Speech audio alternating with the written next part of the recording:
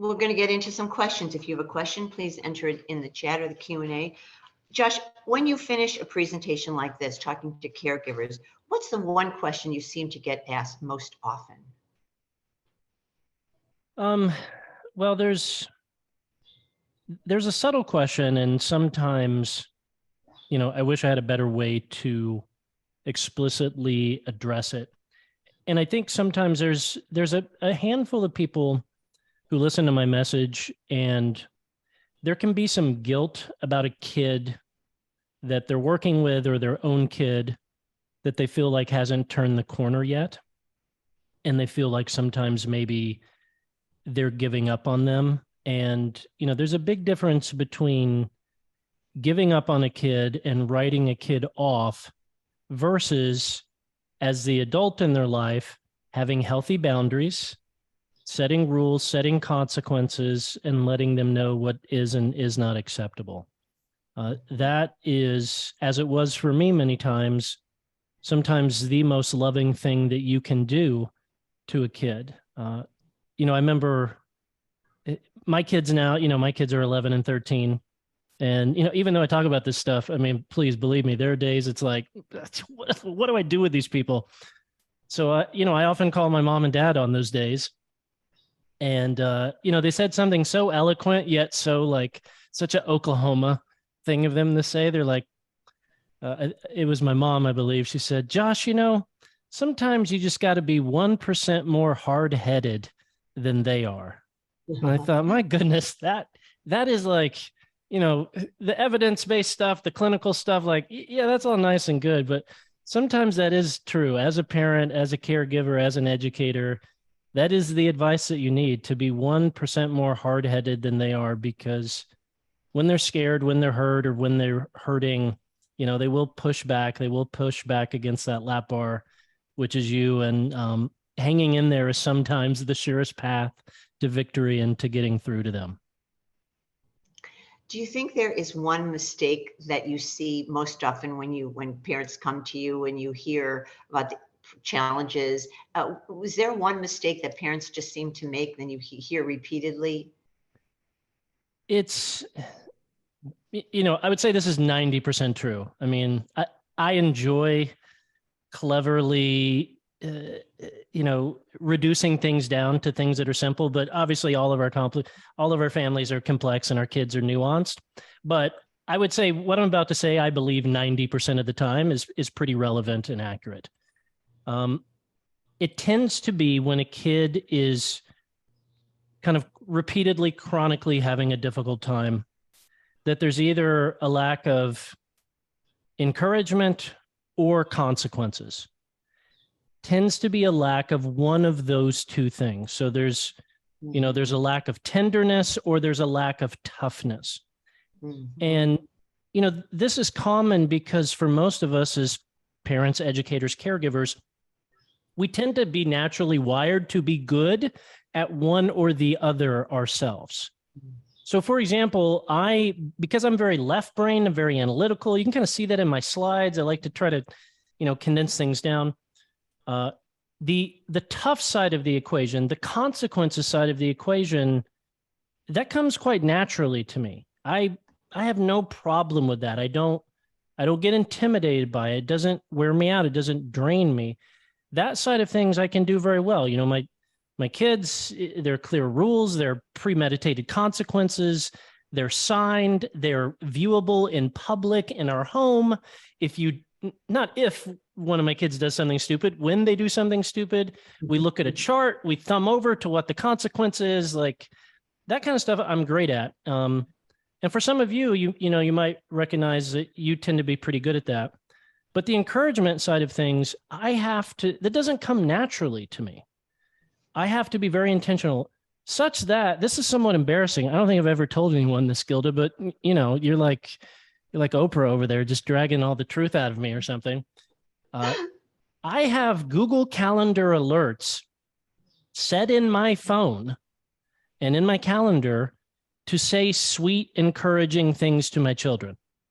Now, I know that sounds like kind of awkward or weird or strange, but because I'm not naturally good at that, I go, okay, that's something that I have to be intentional about. Now, for some of you, you're really great at the encouraging side. Like, hey, we love you. We got you. You know, you're going to get through this. We support you. But for you, the consequences side of things might be a little bit more difficult. And so, you know, if you have a spouse or a partner and they're better at that, you can lean on them. If you don't, you can try to reach out to a friend who's, you know, wired a bit more that way and say, hey, talk me through how you do this. You know, so you might need to just have, here are the rules, here are the consequences, so that in the heat of the moment, you're not doing what research shows, which is as adults, you're either flipping in or flipping out. You're either under punishing and doing nothing, which exacerbates the problem, or you're over punishing, kind of overreacting in the heat of the moment. So I would say, you know, again, all of this stuff in parenting and with kids is way easier to talk about than to actually do. But to generalize, if you can have consistent encouragement and consistent consequences, will the kids still do idiotic things? Of course they will. So did you as a kid. So did we all as a kid. But are you giving them a framework and a structure in which they can be most likely to take personal responsibility, have to pay the consequences for their own stupidity, learn from it, move on, and feel supported, encouraged, and loved? Yes. You know, I've looked back at notes, actually, Josh, that things that you've said to me over the years and other families you've spoken to. Listen, 2 ears and a mouth for a reason. Have the expectation it'll make the mistakes. You talked about how let them know that you'll figure it out all together, that you're there for them, that the relationship is more important than anything, always. There's a question here, and those things are even more important now than ever, aren't they? Yes. There's a question here. Why one parent has asked this, my child wants to know why I care so much. What's my response? That's funny. That's a funny question. So it's like you've got a smart kid, which is both good and difficult, right? It's, you know, the clever and tricky ones can be difficult to parent. Yeah, I mean, I would just be honest and tell them the real reason for you. You know, it sounds like when they're asking that, it's like, you know, why are you on my case? Why do you always, you know, get on to me about this? Or why do you always remind me of this, you know, good thing about myself, or how I, you know, am a good person in this way? And it reminds me of the story I heard. I read it in the New York Times, I think a decade ago. This father was walking down the streets of crowded New York City with his preteen daughter. The father began to hum and sing to himself. And, you know, preteen daughter, a bunch of people around. She's like embarrassed by this. So she kind of snaps her head at her dad and yells at him like, Dad, stop singing. You're embarrassing. This girl's father is Billy Joel. Billy Joel, the, you know, Grammy Award winning, selling out Madison Square Garden, Billy Joel. And when I first read that story, of course, I thought it was hilarious, but it I don't know if this was the intent of the story, but touched my heart and really made me kind of tear up, because I thought, you know, that's an awful lot like parenting or working with kids. They don't recognize your genius. They don't recognize your gift. I mean, her dad literally has a voice that people pay hundreds of dollars to hear. And similarly, you know, our kids, when they're going through particularly their teenage years, often don't recognize the gift of your consistency, your voice, your being there. And yeah, sometimes it does annoy them. And that's just the stage of life that they're in. But they need our voice. They need our assurance. They need us to keep humming, keep singing, keep being there for them, even if sometimes their outward signs kind of say, hey, knock it off a little bit. You're embarrassing me. That's their job, is to be embarrassed by you. And your job is to continue to be consistent and, I guess, annoy them. Two points that you made during this talk today. You talked about role modeling. You talked about self-care. Can you expand on that very briefly? Yeah. Role modeling. I mean, it's important to show your kids what to do as well as tell them. I tend to be bad at apologizing when I make a mistake. For me, there's like a 4-hour cycle where I just like deny and blame and these sorts of things, me personally as a dad. And so, it's important for my kids to hear me say, this is something I struggle with. And this is like a pattern that I can get in, and to sort of like peel back the curtain and say, hey, your dad's pretty great at some things, but he's also flawed at some things, and he still struggles with some things. And so I think for them to see that modeled is important, that because that's going to be their reality too. There's going to be some things that come really naturally to them and they're pretty good at. And then there's going to be certain things, maybe like me, apologizing, taking ownership, like they're going to be a little hard-headed about it. Self-care. For me, I still see the counselor that I saw when I was going through foster care as a teenager. He lives in Oklahoma. I live in California, but Dr. Harrison is his name. And to me, I go to counseling quarterly, assuming nothing unusual is going on. It's just like pay quarterly taxes, make an appointment. Because it's really helpful to have an independent voice who can help you sort out what's going on in your life, and by having those self-care moments for me, that helps me not to flip in or flip out. It helps me, again, not to be a perfect parent. No such thing.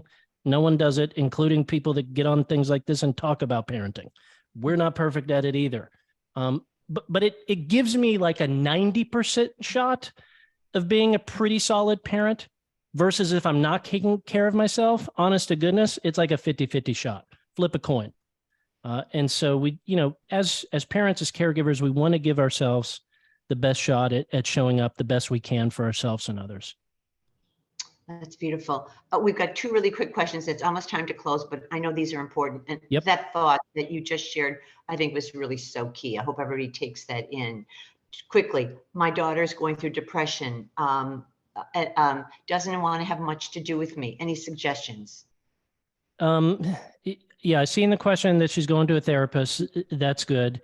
Oftentimes, I wouldn't be discouraged if she doesn't want anything to do with you right now. I would be encouraged that she's going to therapy, because therapy often, for at least for me and a lot of kids I've worked with, the first 6 to 12 times you go, you leave feeling worse than when you went. Imagine you've never lifted weights and then you lift weights. The next day, you're going to be insanely sore. And for a kid, they go, ooh, I'm sore. That must mean like the therapy isn't working, versus what it actually is, like working out. It's a sign that it is working. So it's not uncommon when kids are first going to therapy that there's a time where they're sore because they're rehashing things. And so it's not uncommon for them to be so sore and overwhelmed that they pull away. Imagine your muscles are sore and overwhelmed, and then someone says, hey, can you lift this thing? You'd be like, take a hike. I don't want to lift anything. So that's not uncommon for them to pull back. If we're talking, more than 20 sessions and she's still pulling back, then I would just, I would communicate that very clearly. Hey, it seems like you're pulling away a little bit. Could we set up some time where we spend time together? And, things that aren't crucial, I would communicate in whatever method the daughter feels most comfortable with. And sometimes that could be a text message. Sometimes that could be a written letter, something that's not as confrontational. There's a question here about digital games and when it has reverted to addiction. I definitely want to mention on March 7th, that's exactly the topic of what we'll be talking about around screen time. I don't know if you want to say anything about that in particular, Josh. Yeah.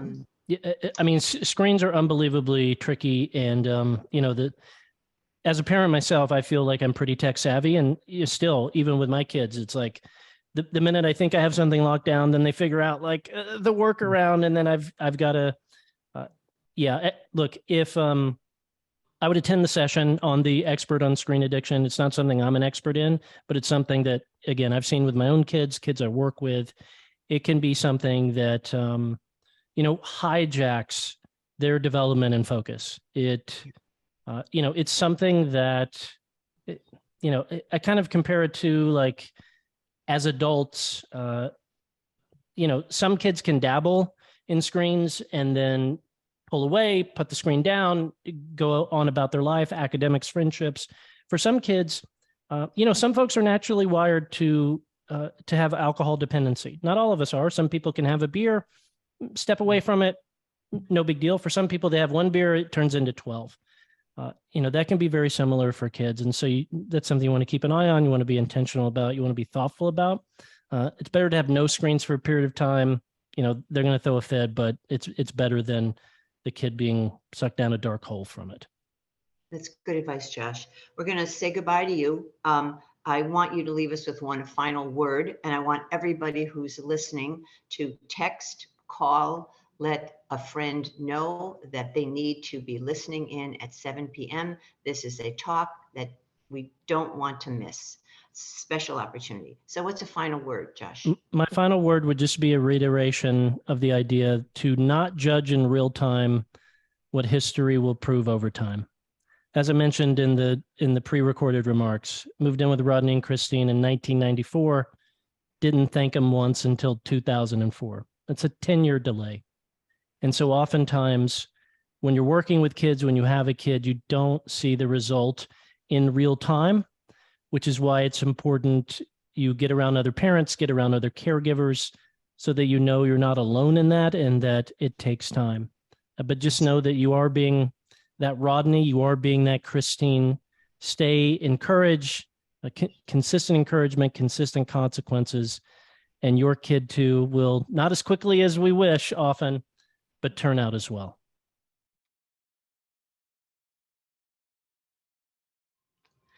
Thank you, Josh, for introducing us to Rodney and Christine.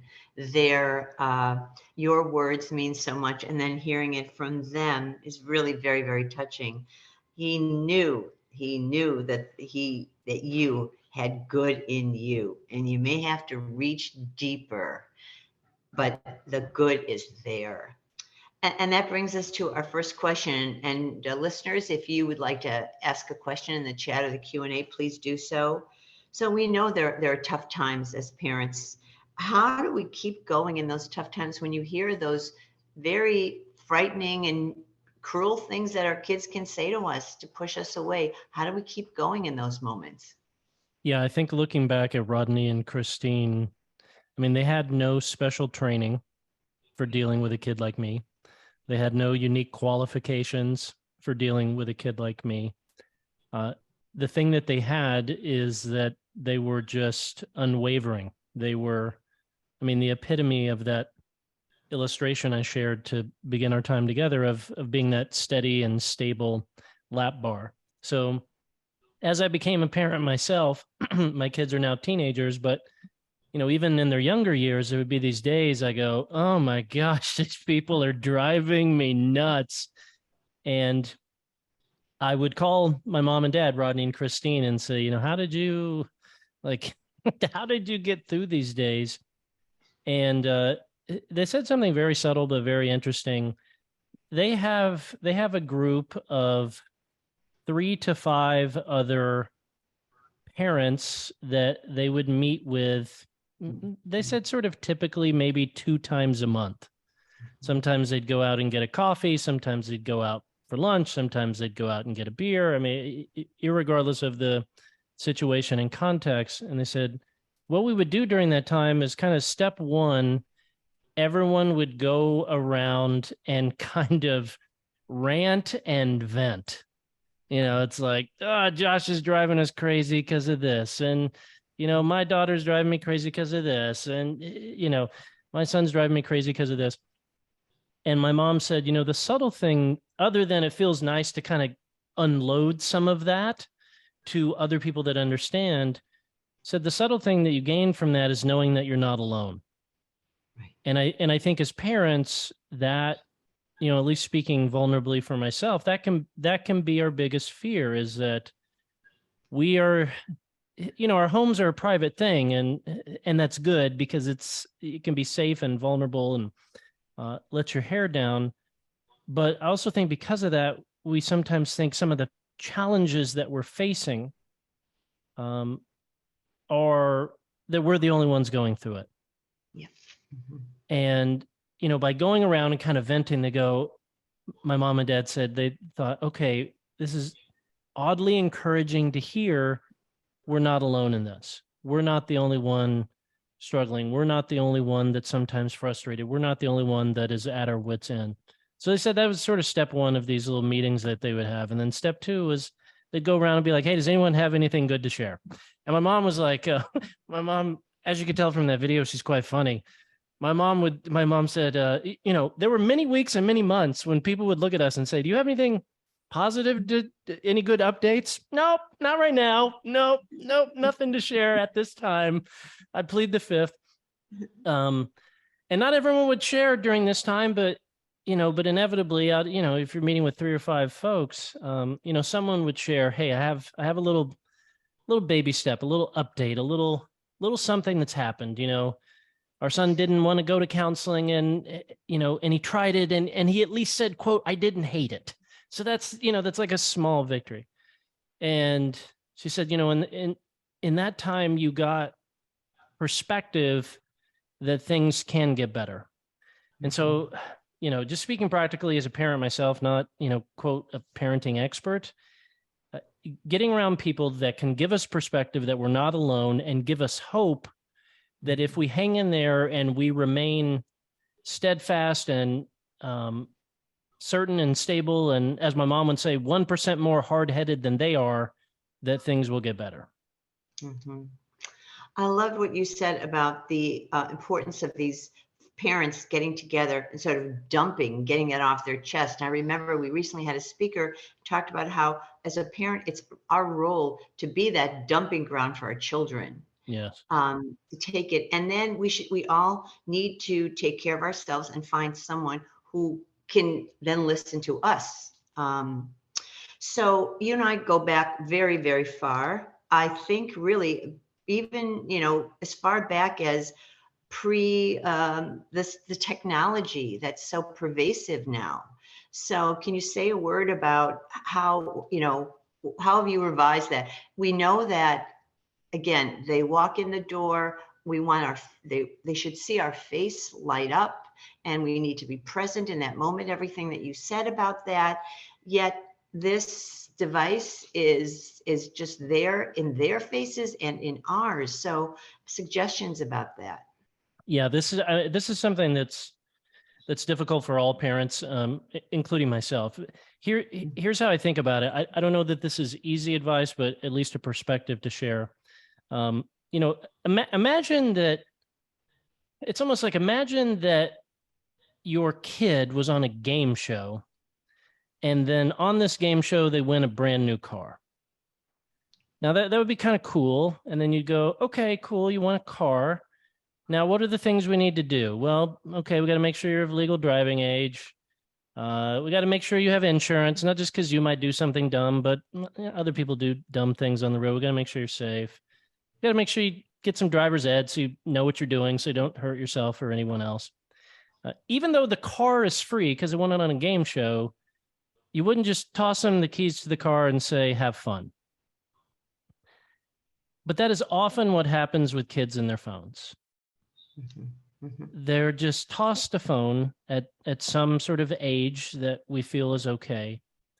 And a car is a privilege. It's something that can be used for good, but it's something that can be quite dangerous. I think phones are similar. So, at least with our kids and the kids that we work with, we try to think of it as a vehicle. We try to think of it as a multi-ton instrument that can be used for good or that can lead to destruction. Mm-hmm. So to carry the analogy even further, it's like, okay, for responsible driving, what do you need? Well, you need some sort of training. I think it's really easy to confuse kids being tech savvy with tech mature. Kids these days are born tech savvy. I mean, we all know that instinctually. If you've got some issue with your Wi-Fi goes offline. Most of us, we don't fix it. It's like, you yell at your 15-year-old son, like, hey, can you fix this for me? But that's being tech savvy. It's not tech mature. Tech mature, they can only learn from older folks. They can only learn from parents, caregivers, mentors, positive big brothers, aunts, uncles, these sorts of things, reminding them, hey, the stuff you post, like that can come back to haunt you. Be thoughtful, be careful. So training, just like you would, you got driver's ed, some sort of thoughtful instruction about it. And then there needs to be clear rules. There are clear rules on the road, 45 miles an hour, 75 miles an hour, 60 miles an hour, and consequences if you break those. I think those are very important too with young people and having devices. Again, I think there's so much good that can come from it, but again, like a car, it's something that should be treated with the utmost caution and reverence, just like we would with the idea of our son or daughter getting in a vehicle. Yeah. And you talked about the role modeling. I really think it's a challenge that if we're really wanting them to give us their full attention, that we really have to model that, don't as you talked about. Of course. Yeah. And it's of course hard for us as adults too. So no wonder it's hard for them. Exactly. Tough but tender. That really is difficult. And as you said so beautifully, some of us are better at one than the other. So, so talk about what I can do if I'm the tough one to increase the love, and vice versa. Yeah. So I'm the tough one. That part is easy for me. Rules, consequences, premeditated rules, consequences, all that sort of stuff comes quite easily to me. I don't have to work that hard at it. It doesn't drain me. The other side of things, perhaps how I grew up, perhaps my personality, who knows, that's a little bit more difficult for me. So if you fall on the tough side of the spectrum, as I do, you want to have a thoughtful strategy, sort of prompting you, reminding you to be tender. So for example, this is no joke. In my Google Calendar, I have alerts several times a week, certain times during the day, to say something loving or encouraging to my kids. I always feel like embarrassed admitting that, because it seems like, man, what sort of broken human am I that I have to have like a prompt to say something loving or kind? But I just know my personality, and if I'm not thoughtful and intentional about it, I could go 3 weeks without going, oh, in addition to the structure and stability I provide as someone on the tough end of the spectrum, my son and daughter also need those moments of tenderness from me. Now, conversely, if you're someone that naturally falls on the tender side, the encouraging and being thoughtful and encouraging, that's easy to you. But the tough side is harder. I would say the key for you is to spell out during a moment of peace, not when there's conflict, not when they've, not when they need to apologize to their teacher and you're upset about that, or not when they blew it on this, or not when they were disrespectful about that. But during a moment of peace, spell out some rules and some premeditated consequences, so that in the moment when they do inevitably make a mistake, and they will, that you don't have to rely on willpower or energy or stamina in that moment. Because, most of the idiotic things our kids do, they time it beautifully when we're drained from the day. It's like we're drained from the day, can't handle one thing more, and now this thing has popped up.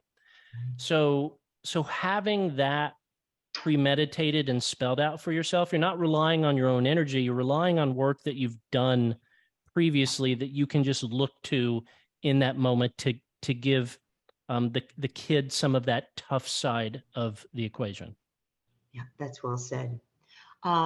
Here's one that just came in Q&A. Do you have advice for parents who struggle with holding the lap bar? Giving in and lessening the natural suffering from consequences is harder for me. I often give in and lessen the suffering. It's harder for me to hold the lap bar. For sure. I mean, it sounds like someone who kind of leans towards the tender end of the spectrum. And again, there's so much from, your sweetness and kindness and encouragement that will help your kids flourish. I guess I would just try to sober you as to why it's important. And the soberness is thinking, think of those marbles. Think of how many marbles you have left with your own kid, the person that asked this question, I'm not sure how old their kid is, but you've probably only got a certain number of years, a certain number of weeks left. And so the question is, do I want them to learn this when they're 19 and not in my home, or 22 and not in my home, and the consequences are way more severe? Or do I want them to learn it while they're still in my care? That's really the trade-off that you're making. And yes, they will be annoyed with you. Yes, they will be mad at you. Yes, they will, instead of placing the blame on themselves for the thing they did, they'll often place it on you, the person who is that stable lap bar. But just realize kind of the trade-off is either like you're going to do it or life is going to do it. And, I think looking back, most of us, our regrets are the things that, we didn't learn soon enough. We look back on our life now as adults in our 40s, 50s, 60s, and we go, man, if I could have learned that in my teenage years, I would have saved myself so much heartache and pain and years and tears and dollar bills, of making stupid choices. So that's what we're trying to do. We're not trying to be a jerk. We're not trying to, be a killjoy of fun. We're just trying to help them develop into someone who can make wise choices when we're not around. Again, now easier said than done, but that is our aim as parents.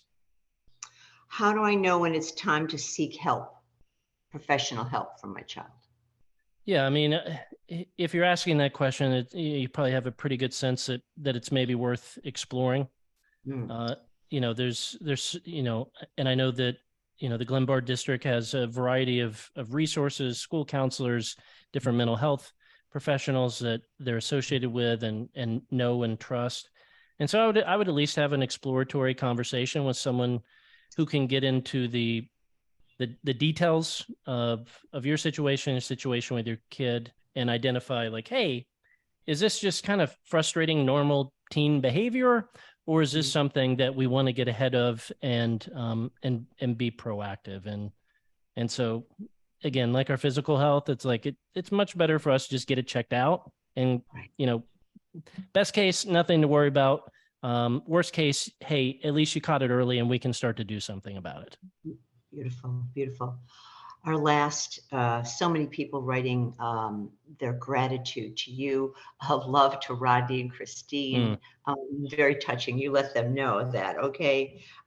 Very quickly and finally, we had a nice crowd at noon today. We have a good crowd now. But for the parent that's not here, you're in the elevator with them. What's the elevator speech that you want to give them about loving their child? I would say that the two key things, if I had a billboard that I could place around the country that had a parenting slogan, it would say consistent encouragement and consistent consequences. And it's that tough and tender idea. And the and is the difficult part. The and is what we really have to stretch towards. Right. Kids need both, and they need both from us. Right. That is a beautiful way to end. What we try to do here at GPS, I've said it so many times, love the child in front of you, not the child you hope for. Imagine they deserve you, they need you, they need the tough and the tender. I'm going to add that from now on. I love it. Thank you so much. Thank you everyone for listening in. Come back soon. And this is where we go hug the kids, Josh. So that's right. Sounds thanks, good. everybody. Thank you, Gilda. Thank you. Be well. Bye-bye.